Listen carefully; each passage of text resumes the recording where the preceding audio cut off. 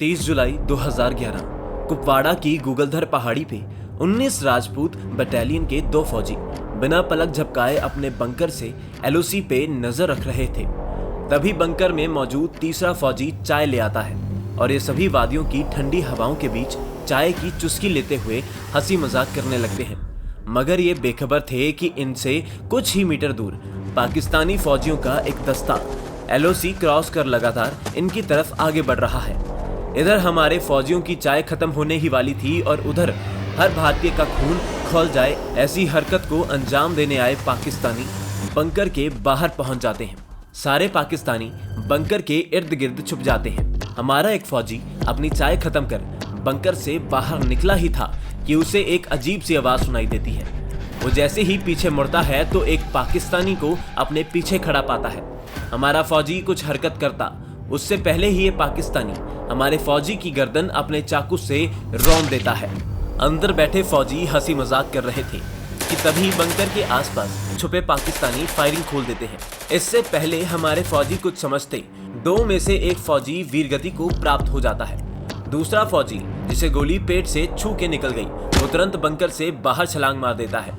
इतने सारे पाकिस्तानियों से अकेले फौजी का लड़ना बेवकूफ़ी होती, इसलिए समझदारी दिखाते हुए ये फौजी गोलियां चलाते हुए बच निकलने में कामयाब हो जाता है। बदकिस्मती से हमारा ये फौजी बाद में अपने जख्म के कारण शहीद हो जाता है। उधर बंकर में 10 पाकिस्तानी मिलकर 2 फौजियों को शहीद कर पहले ही घिनौना काम कर चुके थे, लेकिन इसके बाद इन्होंने जो किया उसने इंसानियत की सारी हदें पार ही कर दी।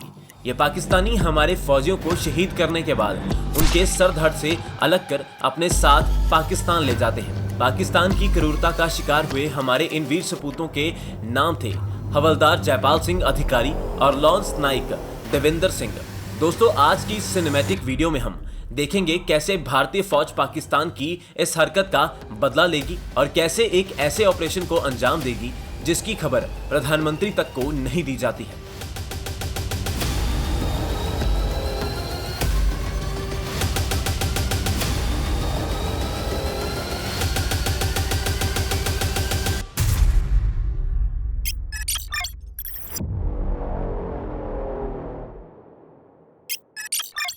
जो फौजी बंकर से जख्मी हालत में बच निकला था वो जैसे तैसे करके पास के ही आर्मी बेस तक पहुंच जाता है।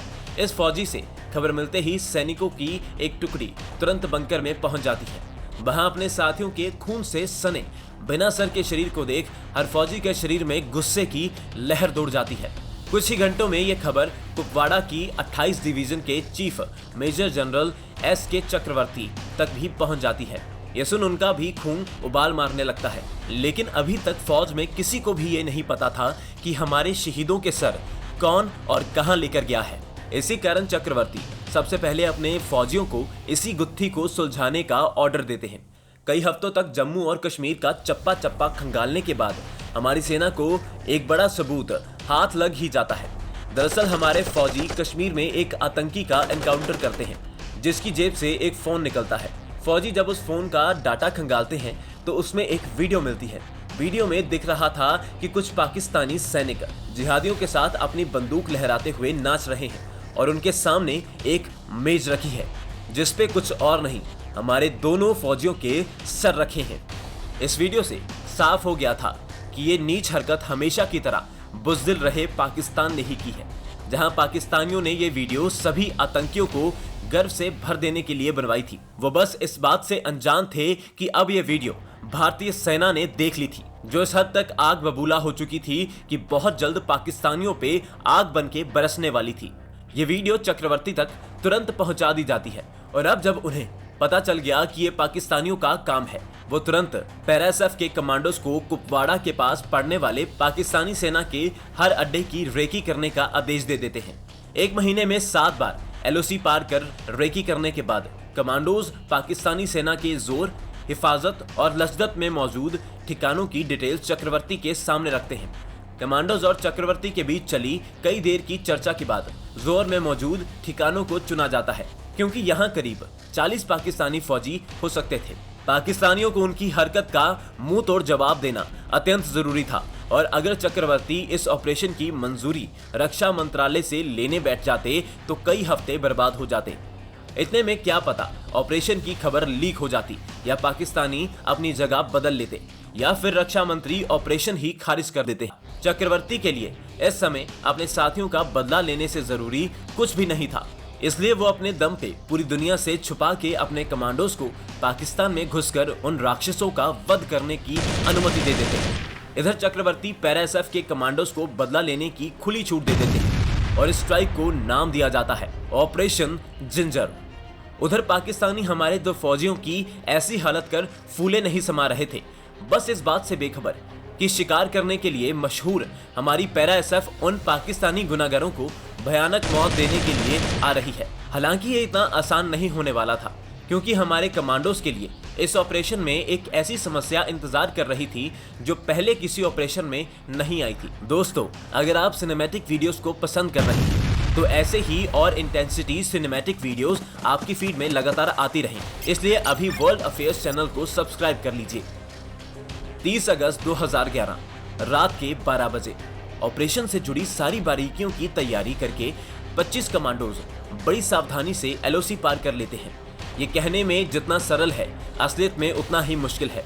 पाकिस्तानी टेरिटरी में घुसना शेर के मुंह में हाथ डालने से कम नहीं था। वहां हमारे इन कमांडोज को किसी भी परिस्थिति में बैकअप नहीं भेजा जा सकता था। इसका मतलब इन 25 कमांडोज के सामने चाहे 100 पाकिस्तानी फौजी हो, इन्हें उनसे खुद ही निपटना होगा। साथ ही अगर एक भी कमांडो पकड़ा गया तो उसे किस हद तक टॉर्चर सहना पड़ेगा, उसका अंदाजा आपको इस किस्से से लग जाएगा। कारगिल युद्ध से पहले पाकिस्तानियों ने कैप्टन सौरभ कालिया को एलओसी से अगवा कर लिया था। करीब 15 दिन के टॉर्चर के बाद उन्हें मार दिया गया था, लेकिन टॉर्चर के दौरान पाकिस्तानियों ने उनके कान में जलती हुई रॉड घुसा दी, आंखों को फोड़कर बाहर निकाल लिया, उनके होंठ और हाथ काट दिए और उन्हें इस हद तक पीटा कि उन्हें सर से लेके पांव तक हर हड्डी में फ्रैक्चर हो गया था। पाकिस्तान इस हद तक दरिंदगी दोबारा कर सकता है, इस पे कोई शक भी नहीं था, क्योंकि इस बार भी तो उसने हमारे 2 शहीदों के साथ ऐसी ही हैवानियत दिखाई थी। लेकिन ये सब जानते हुए भी हमारे कमांडोज बिना किसी अंजाम से डरे अपने साथियों का बदला लेने के लिए अलग ही हिम्मत के साथ आगे बढ़ रहे थे। करीब 4 घंटे इस जंगल में जंगली जानवरों से बचते हुए हमारे कमांडोज अपने टारगेट के करीब पहुंचने ही वाले थे कि तभी कुछ ऐसा घटता है जो लगभग पूरे ऑपरेशन को ही खटाई में डालने वाला था। सुबह 4 बजे कमांडोज को उनका टारगेट दिखाई देने लग गया था और वह खुद को 2 टुकड़ियों में बांट एक कतार में अपनी बंदूक तान आगे बढ़ते जा रहे थे। अचानक एक जोर से धमाका होता है और एक कमांडो छलांग लगाता दिखाई देता है। कोई कुछ समझता, इतने में तो ये छलांग लगाने वाला कमांडो दर्द से कहराने लगता है। दरअसल इस कमांडो का पैर माइन पे पड़ गया था और इसका एक हाथ बुरी तरह जख्मी हो चुका था। अब एक तरफ तो कमांडोज को अपने साथी को संभालना था, दूसरी तरफ यह चिंता थी कि कहीं पाकिस्तानी फौजियों को पता न चल गया हो। एक कमांडो तुरंत जख्मी कमांडो के दर्द को कम करने के लिए मॉर्फिन का इंजेक्शन लगाता है और दूसरा उसके हाथ पे बैंडेज बांध खून को रोकने की कोशिश करता है। कुछ देर बाद जैसे ही इस जख्मी कमांडोज के दर्द में थोड़ा आराम होता है, वैसे ही हमारे कमांडोज दोबारा अपने टारगेट की तरफ आगे बढ़ने लगते हैं। कमांडोज टारगेट पे पहुंचते ही उसको पूरी तरह खाली पाते हैं। वो तुरंत टारगेट के चारों तरफ रिमोट से फूटने वाली क्लेमोर माइन बिछा देते हैं। इन माइंस की खासियत थी कि ये 50 मीटर के घेरे में किसी को जिंदा नहीं छोड़ती थी। माइंस बिछाते ही कमांडोज टारगेट के इर्द गिर्द एक घेरा बना के झाड़ियों में छुप जाते हैं। इस घेरे में मौजूद कमांडोज का मेन काम था करीब से पाकिस्तानियों को ढेर करना। कमांडोज इस घेरे के बाहर एक और घेरा बनाते हैं जिसमें स्नाइपर्स और रॉकेट लॉन्चर वाले कमांडोज मौजूद थे जो दूर से पाकिस्तानियों को ढेर करेंगे। पाकिस्तान को उसके घर में घुस के उसके करतूतों की सजा देने की हमारे कमांडोज ने पूरी तैयारी कर ली थी। लेकिन हकीकत में अब जो कमांडोज करते हैं वो इतिहास के पन्नों में दर्ज हो जाता है।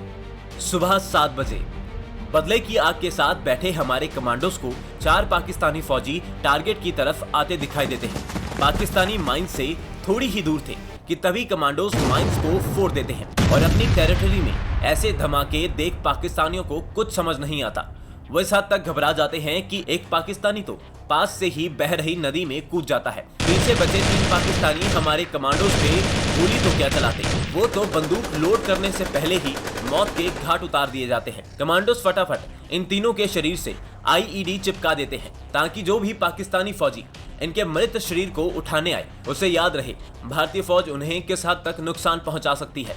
अपना बदला पूरा कर कमांडो दुश्मन के इलाके से निकलने लगते हैं कि तभी उन पे गोलियों की बारिश हो जाती है। अभी तक खुफिया रहा ये मिशन अचानक से बेपर्दा हो जाता है और 4 पाकिस्तानी फौजी मशीन गन के साथ हमारे कमांडोज पे टूट पड़ते हैं। कमांडोज फटाफट कवर लेते हैं और अब स्नाइपर्स अपनी कला का प्रदर्शन करते हैं। हमारी भारतीय सेना के ये स्नाइपर्स मात्र 3 सेकंड में मशीन गन से लेके हर वो बंदूक जो हमारे कमांडोज की तरफ घूम रखी थी उसे शांत कर देते हैं।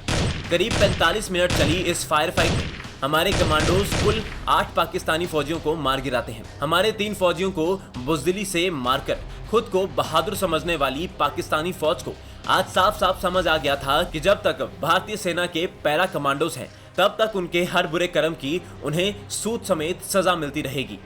दोपहर 12 बजे कमांडोज वापस भारत आ चुके थे और ये मैसेज चक्रवर्ती तक भी पहुंचा दिया जाता है। अगर पाकिस्तान की बात करें तो उनका वही घिसा पिटा बहाना था कि कोई भी भारतीय फौजी हमारी तरफ नहीं आया था, लेकिन अंदर ही अंदर पाकिस्तानी फौज में हमारे पैरा एसएफ का ऐसा खौफ दौड़ने लगता है कि वो अपने सारे फौजी एलओसी के करीब लगा देते हैं।